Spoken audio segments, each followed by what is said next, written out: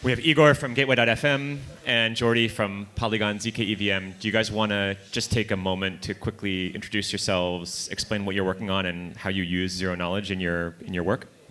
Yeah, so my name is Igor, and I'm CTO and co-founder of Gateway. In my previous life, I was core dev at Ethereum at the Aragon team. And before that, I led the mobile development department at Opera, the browser company. So right now, Gateway is like have multiple product lines. One of them is what we call Presto, where we using Jordi's technology basically provision a lot of rollups, basically as app chains. So, and we also are participating a little bit on the kind of on the core development, if you want, side of the Polygon zkEVM as well. So that's a little bit about me. Jordi? Yeah, well, I'm Jordi Baylina. I'm mainly a developer. I'm an engineer. That's what I like really to do. And zero knowledge. I would say that very early. I mean, I started in this space in 2015 or something like that. And in 2016 or something like that, I was reading some Vitalik's blog post about zero knowledge, and getting deep on that space. Since there, I built some toolings and toolings like Circom or Snark.js that are widely used today in the zero knowledge world. And then I started doing applications. I created Ident3, an identity an identity using zero knowledge, self-sovereign identity protocol. And then we created Hermes. That's one of the first only payments roll up. And then we started with zkEVM, and we merged Polygon. And right now we are working full time in the scaling Ethereum, building the zkEVM. That's mainly what I'm doing right now. Yeah, super exciting. You guys have done really amazing things in this space. I'm also a former Ethereum core developer, by the way, so we could maybe touch upon the connection between ZK and Ethereum core at some point. I'm Lane. I am working on a project called Space Mesh right now. Cool. So I thought maybe we could kick off by talking about applications of ZK. Now, mostly when we think of zero knowledge proofs today in Web3, we think about privacy, things like Zcash, and we think about scalability, obviously. Are these the applications you guys are most excited about, or are there other zero knowledge applications either that you're building now or that maybe will become possible soon that you're excited about?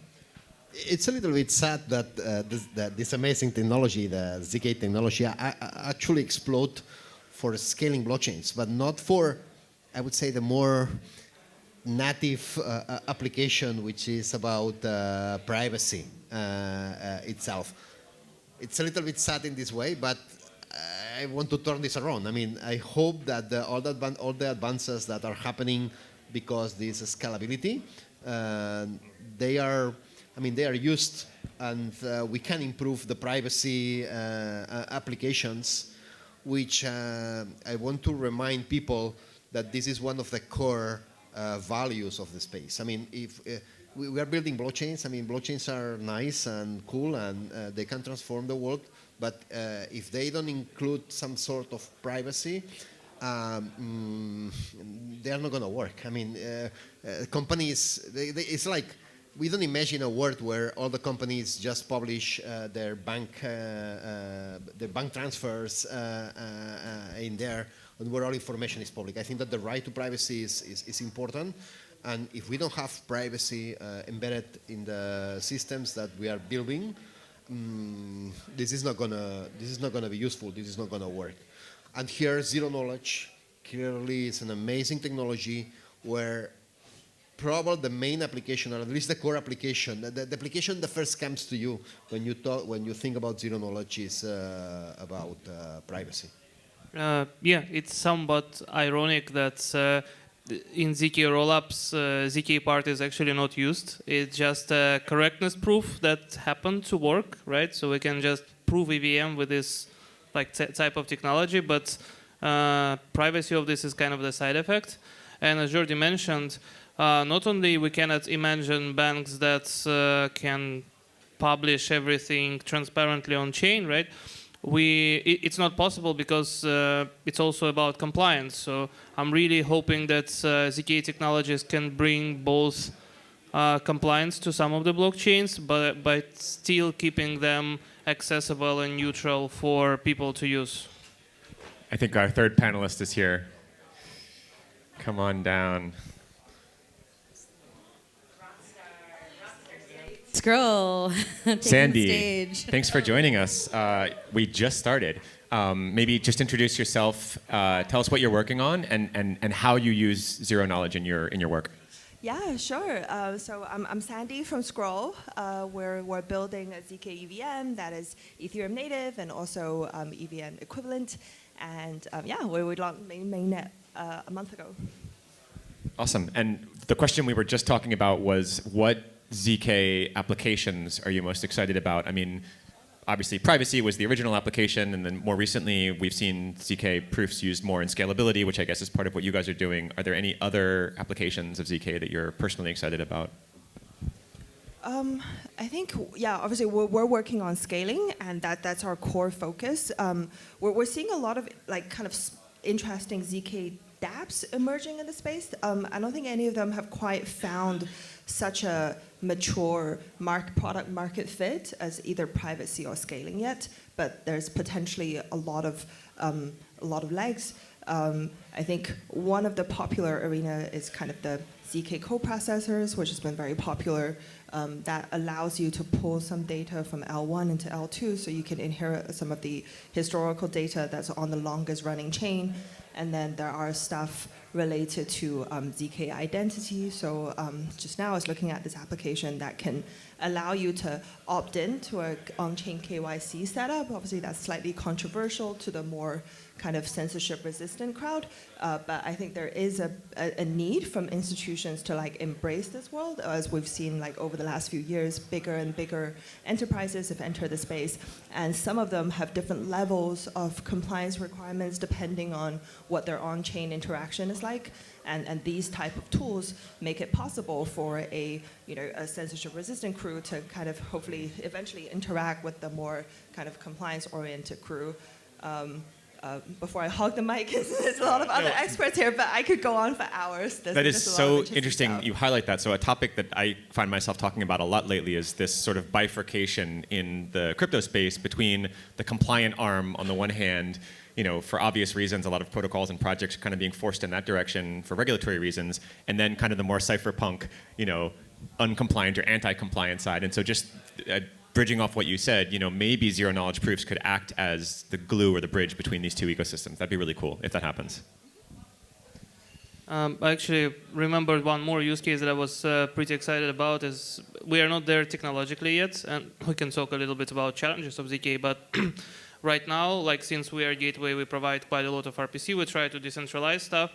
Really, the proper decentralization of infrastructure right now in a safe way is barely possible, just because like if you just have a community of node runners and you act like this third party, like a proxy to kind of proxy, like essentially ETH calls. It's very technical. Basically, the most of the token operations are like everything like checking your balance of any token, apart from it checking like any kind of a states.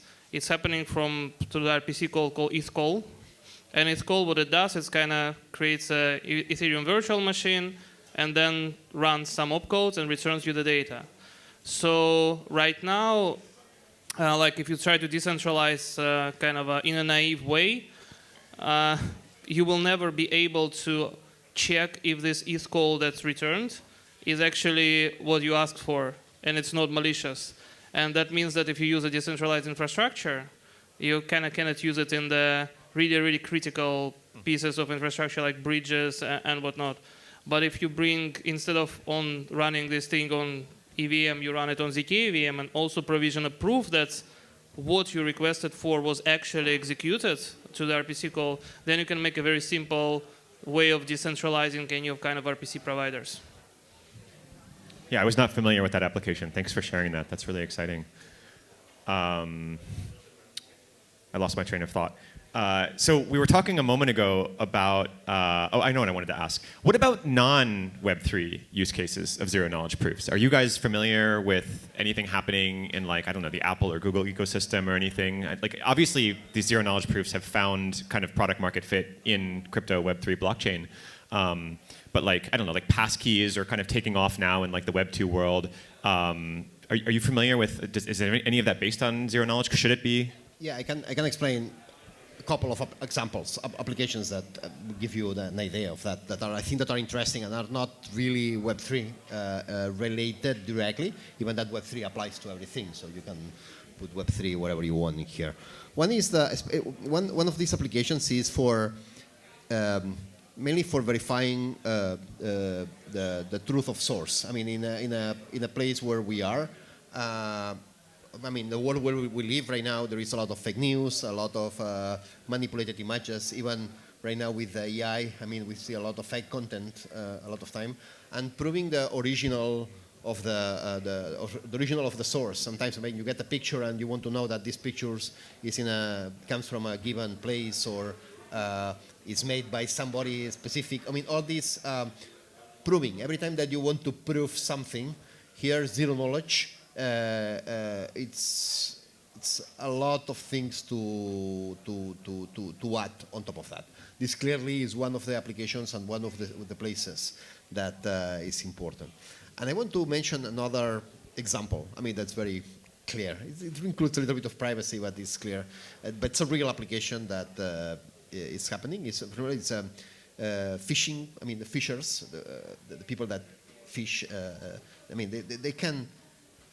There is a problem. I mean, they cannot fish everywhere and whenever they want. I mean, there are some restrict zones that they need to fish, and that they can fish, and restrict times in the year, and so on. But so it's an incentive to put. I mean, to just put maybe a GPS, and then you just provide information and say, okay, this is my position, so I am fishing in the right place. But there is always, from the fisherman perspective, is okay. If I provide the location, then the people will know where the fish is, and others will come to me. So here is a very simple application, just proving that you are fishing in the right zones, the right moment, without revealing the exact position where you are fishing. I mean, it's a simple example, okay? But it's a great example. It's very realistic. I think it's an example where. So it's not, when we're talking about privacy, is that you either reveal or not reveal. I mean, it's that you reveal just the information that's required for that specific application. Another example is, for example, for medical applications. I mean, you go to an insurance company, and the insurance company has some criteria, so maybe if you can apply or not apply, for example, for some insurance company. If you want to, I mean, a lot of times, I mean, the insurance company will ask you for all your medical history, just to decide a single bit of information is if it applies or not applies. You can replace all this full history of medical data of yourself with a single zero knowledge proof, proving that this bit is correct. I mean, and we can still talking, yeah, but this is a lot of applications where you see that there is some component of privacy. I mean, zero knowledge, the word zero knowledge itself, it means it implies some sort of privacy in the word itself. But a lot of applications comes from there. We can continue talking about applications, voting. I mean, it's a lot of auctions, whatever you want. But there is a lot of applications. I think it's fairly obvious that there are a lot of these potential use cases, and it makes sense. Thank you for sharing those examples. But I think what I'm trying to say is I haven't seen any of these yet in production, and I'm wondering if I'm missing something. Like, have you guys seen these sort of things like actually be built? And if not, like, why not? Why are we not there yet? There is a lot of things, of course, technological things. But I want to mention one that's probably one is a very subtle, but it's very clear. And it's there is a we can call it, if you want, usability or people. I mean, even the knowledge in the people is the user experience, the user knowledge. We are not used to see this kind of applications. I mean, somebody is telling to you, hey, this guy is fishing in the right place, but it's not publishing. Oh, it's in the right place, but it's not publishing the full information. I mean, it's a kind of a magic there. So we are not used yet. And here there is a social social component, Yeah. social usability that it may take a little bit of time for these applications to get introduced to the mainstream, I would say. But the technology is getting there, and I'm sure we will see it very soon. I think you have a super valid, important point we shouldn't forget. It's not just the maturity of the technology. There's like a social question as well. Nicolas, thank you for joining us. Your project is Linea, right? Do you want to just quickly introduce yourself and talk about your favorite zero-knowledge application?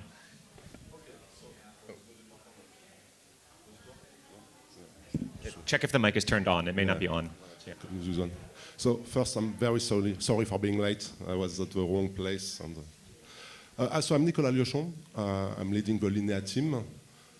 In terms of application, I think the zk stuff is really about scalability, like the capacity that you have to be able to execute thousands of transactions, and just to prove that it's correct. I think it's basically what I think is the most important thing. I think we're getting, thanks to zk rollups, but it's not a direct application, but thanks to zk rollups, you're getting as well fast finality, something that was quite important, I think, discussed at the layer 1 level, and got made it to Ethereum mainnet, but we've got this at the rollup layer, and I think it's a quite important part, and it opens a lot of very simple use cases, like, I would say, payment. If I have to name the direct utilization, I will say payment, as it's something that can really use the fact that you have a lot of transactions, that you've got this fast finality, and then payment is about being able to focus to user experience, because it's simple, but it needs to be very obvious to be safe, and I think it's where the new challenges are, which, okay, technologically, we can do fast finality, we can do scaling, and now let's have a great user experience. Did you want to jump in with a comment earlier? I feel like we may have skipped over you and a couple of the previous questions about applications or... That's all right, that's all right. No, I think we're just chatting, right? What was the question again? Whatever you want it to be. It's an unconference. So why, the question was, why has some of these zk applications, not in the classic blockchain sense, been adopted? Or why have not seen it yet? Why have we not seen them in practice yet? So I think I have a sort of a similar answer to what Jordi said, which is kind of the social aspect takes a bit longer than the technical aspect, but it's bound to catch up. Two things I want to highlight that I've seen, which I think is like really exciting. Outside of the blockchain use case that I've seen people making like serious effort towards.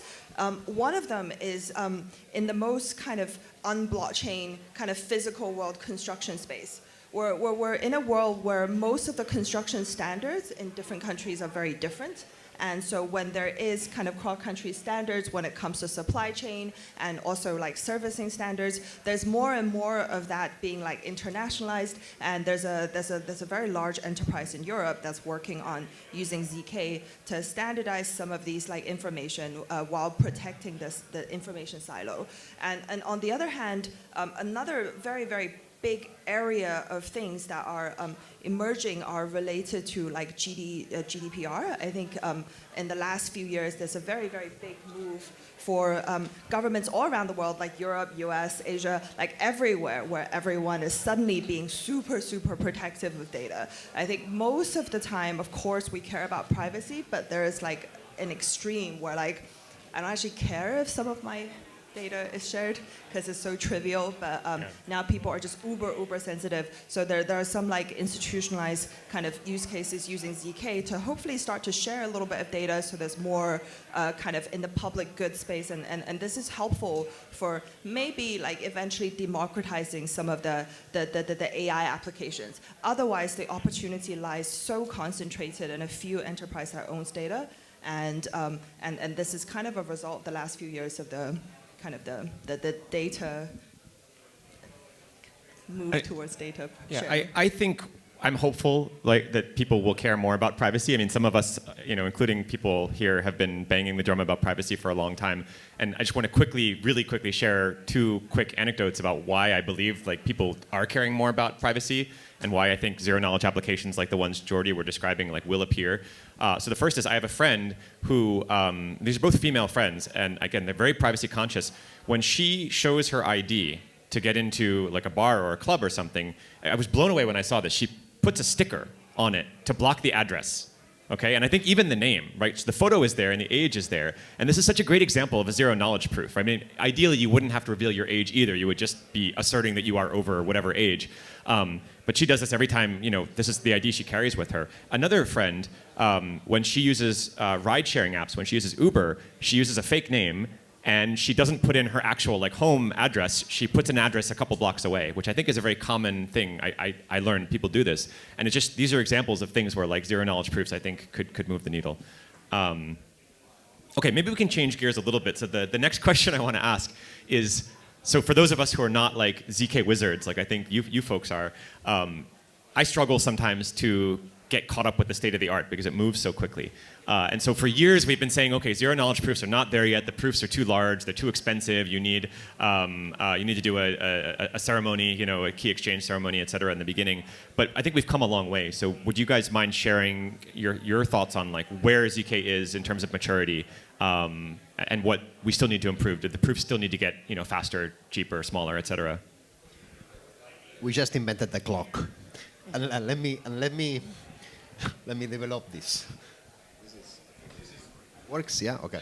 So let me develop this. I mean, sometimes when we are building zero-knowledge circuits, we call it circuits. At the end are deterministic programs on that. But the way you build in a similar way that you build circuits. And when you build circuits, I mean, if you see the electronics, when you build circuits like an electronic circuits, and when you see electronics, for example, I mean, in the 20s or the 30s, I mean, there were radios and there were analog, and there were, you could do a lot of things, and even digital things you could do, even some calculators. But there was something that was very, very, very important, and this was the inventor of the clock, and if you want, the inventor of the processor with the clock. It's okay, you don't need to develop a huge electronic to do some calculation that you do something in parallel serial. You can have something that, okay, you have some instructions, and then you are repeating an instruction, so you invent the microprocessor, and with a relatively small electronics, I mean, just the fact that you are doing that many times, you can go really faster. Okay? So in zero knowledge, we just invented these processors. We invented the clock. I mean, this statement. I mean, we invented. I mean, let me see. It was invented before, but actually, we are exploiting this idea of the clock. We are start having processors and are really processors. I mean, they are processors that, of course, they are not made with semiconductors. They are not made with transistors. They are made with polynomials. So they are algebraic processors. But at the end, literally are processors, are state transition functions where you have instructions, you can program them, you have assembly in them. Actually, we have, for example, the RISC-0 people, they are emulating RISC-V. I mean, you can even emulate the current processor, so you can use the current stack. And so we are at this era. Okay, so we are at this moment. We are just invented the processors. So the computation capacity that you can do in the zero knowledge has increased 2 orders of magnitude in the last year. It's incredible how fast the pace is. Yeah. Exactly. So this is the moment where it explodes. We don't even know where are the limits here, but this clearly explodes, and that's why this is a real breakthrough. And that's why projects like the ones in this table, like zkEVMs are possible. I mean, 4 years ago, it was impossible to do a zkEVM. Literally impossible. I mean, nobody believed that could be built. And was the invention of this idea of these processors, call it polynomial commitments if you want the technical word, and so you can, polynomial is set of values, and you can do these things in parallel. But this is the idea of having multiple clocks. It's like having the processor. And this is where we are. So everything is new. I mean, all these toolings are happening. Not everything is, I mean, of course, some efficiencies, some inefficiencies, but is this point. So this is it's a very exciting moment for the zero knowledge, where we are really seeing an explosion on this technology in the last month. So it sounds like we may, like zero knowledge today may be about as mature as microprocessors were in like the 70s or 80s or something, which is to say we have a lot of growth to go. Exactly, or even in the 60s. But yeah, that's wow. We are probably at that stage. Actually, I was reading there's at least one company that is building hardware circuits, like hardware processors specifically for ZK compute. Yeah, but we don't need to confuse the things. So one thing is we are talking about hardware. Actually, it's not hardware. I mean, it's algebra, okay? And the other thing is, okay, this requires a lot of the computational power, and then is how do you accelerate that? And then you do real hardware to try to accelerate the primitives that you are using here. We are using hardware term in the two different ways. This is probably virtual hardware and bare metal hardware. Real hardware and let's say algebraic hardware if you want in the other side. But yeah, there is, I mean, this evolution and yeah, I mean, how then it's the same way that we think how we can do processors faster, and here we need to think how we can do algebraic processor faster. And this is about also doing real processor faster or doing general computations, because at the end it's very much about computing power. This is the brute force way to scale this technology. So would faster, cheaper ZK proofs like make your lives easier for those of you who are building things using them? Yeah, but as I mentioned in many panels here, but it's at this point, for example, for ZK rollups, the cost of generating the proof. So we are taking the cost of running the hardware. I mean, you just rent an AWS machine to build the proofs, and then you just take this cost and put it in the cost of the transactions. Repercute, I don't know. Well, you take amortize it across the cost of all the transactions. Yeah. This cost is insignificant. Yeah. So this is not the main cost. It's insignificant cost compared to the data availability cost or to other bottlenecks, other big things in the cost. So this is, I mean, this is how amazing is the evolution of this technology. We are thinking more, for example, in even doing faster. So faster, we don't care about the cost, and we want to do this even faster processors, because here we have the concept of finality and doing fast zero knowledge proof has a lot of applications that are interesting for the user perspective. But even from the zero knowledge right now, the cost of generating the proof, it's always good to reduce the cost, but this is not the biggest. It's not the biggest concern. At this point, and I tell you that it was the biggest concern 2 years ago. Yeah, I can put some numbers to perspective. I think when we just started running just before the release of zkEVM mainnet, I think in February, right? I think the prover required 1.3 terabytes of RAM ish, give or take. Right now, it fits in 512. The same prover, with the same speed and stuff like this. And this is just for one prover within kind of like half a year-ish on mainnet. Also, there are more like different schemas on how to build proofs. There is, again, right now more, even from the architectural standpoint, not from the circuits themselves. Right now, let's say, the provers that we see, they like, at least, like let's say in Hermes, it holds all the data, all the states, which has their own repercussions, but it's fast, which is good because the data is nearby.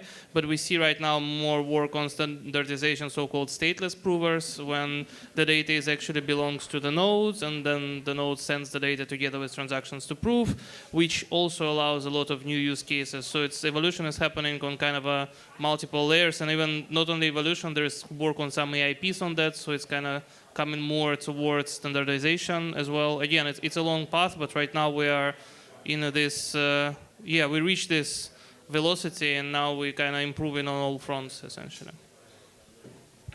Something as well that is important is right now, as Jordi said, there's a lot of cost on the data availability layer, but thanks to the improvements, the IP4844, what is happening in the next months, actually there will be a lot of visibility. The data availability cost is going to get lower, and the prover is going to be quite important enough. I think for all of us, the prover represents around 5% of the cost today compared to 95% of the data availability. But this is going to change, and I think this is great for people working in zero knowledge stuff, because the prover will become very important, and people will be very happy to improve the performances to the maximum. And the challenges that are remaining, I think it's the link with a kind of traditional cryptography. Traditional cryptography is typically the signatures that we're using on the known curls, the hash functions, and they are incredibly well known, they are incredibly battle proven, it's been there for 20 years and so on. And it's still something where what the technologies that we're using in provers are a little bit different, and it's difficult. There's a mismatch between the kind of traditional cryptography and the technology that we're using in provers, and it's still a fight. And there will be two outcomes. I mean, either we'll be able to prove that actually what we use in prover is safe enough, so there's no need to do Ketchak as we've been doing for 20 years, or either we'll find a way to break this link, which could be actually impossible, but it will be one or the other. And cryptographers tend to be very slow in a way, like saying, okay, if it has not been used for 20 years, we should not be using this. Zero knowledge proof is a kind of exception to this rule. Like, oh, it's 6 months old, we should try this. And I expect that it's important to be able to be that fast because there are new schemes very, very useful. So we should be able to leverage this. But we need as well to try to manage this link with traditional cryptography to be very secure and compatible with past things. This is such a fascinating topic. We could obviously talk about this for hours. I think we're more or less out of time. Sandy, do you have any final thoughts you want to share? Yeah, maybe just kind of a quick final thought is that I think the speed and finality of zero knowledge proof is obviously the faster the better. And as the blockchain native use case, everyone's constantly asking for cheaper and faster and more finality. And and we can see the success of other L1s where some of these use cases are actually very where faster and cheaper actually matters. I think I would kind of argue that, and that's what we've been working towards. Like I think all of the zkEVM teams have been working for this over the last 2 to 3 years. I think we're at a stage where the cost is negligible for most people in the developed world. It's probably negligible for most people in Turkey, judging by how much everything costs here. And so I think the next stage is kind of figuring out the other social aspects, again, like which might take a little bit of time. The goal for L2s need to be about, oh, can we onboard the next bunch of people who are even more further out afield than Turkey? Like what are the use cases that they care about so that the cost will become the next bottleneck again? That's like a very different set of stats than the environment that we live in now. And the other vertical is that how can we improve security? From the security perspective, like the Optimism and Arbitrum have been working really well for the last few years. So that all of the zk projects are just a few years later, and that aheadness and like being battle tested for that long, like would the zk projects ever catch up, or would time give it like enough distance so that like a year wouldn't matter anymore? I don't know. Like maybe that's for the market to tell. And then the other vertical is the kind of the decentralization vertical, which again, like I think Optimism Arbitrum is like a little bit ahead naturally, and and would zk be able to do anything innovative because of its finality, or it's more of the same? Then it's kind of where would that lie? That's kind of some of the open questions that's kind of top of mind. Now that the speed and finality issues are somewhat resolved for most of us here. I think you're leaving me with more questions than answers, but okay. Yeah, there's so many exciting things happening. It's an unconference, so it's about opening up more questions. Thank you guys so much for your time, for sharing your insights. Thanks to the audience as well. Thank you. To be continued.